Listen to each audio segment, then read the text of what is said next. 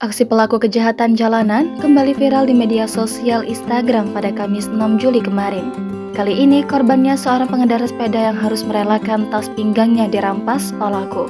Video yang berdurasi 12 detik ini di mana terlihat seorang pelaku yang sedang mengendarai sepeda motor mengenakan helm dan jaket berwarna hitam mendekati korban dari belakang. Lalu pelaku dengan menggunakan tangan kiri melepaskan tas pinggang korban yang saat itu sedang dipakainya dan posisi korban sedang mengayuh sepedanya.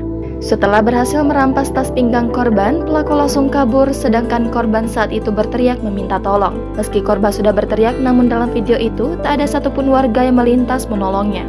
Sementara Kapolsek IT1 Palembang AKP M. Ismail saat dikonfirmasi Sripoku.com membenarkan adanya kejadian tersebut. Namun kata Ismail hingga kini korban belum membuat laporan baik di Polsek IT1 maupun Polrestabes Palembang. Ismail juga menyatakan terkait peristiwa ini anggotanya sudah melakukan penyelidikan mendalam guna menangkap pelaku.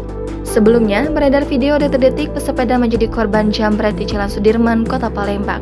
Terlihat dalam video 12 detik yang diterima Sripoku.com dari WhatsApp seorang pria berbaju putih dengan mengendarai sepeda dengan kecepatan sedang. Lalu dari arah belakang pengendara motor datang mendekati secara perlahan. Aksi jambret berjalan mulus saat pengendara motor mendekati pria yang mengendarai sepeda.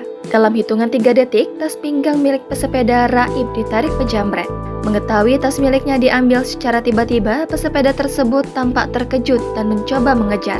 Namun kecepatan sepeda yang dimilikinya tak sebanding dengan motor pejamret.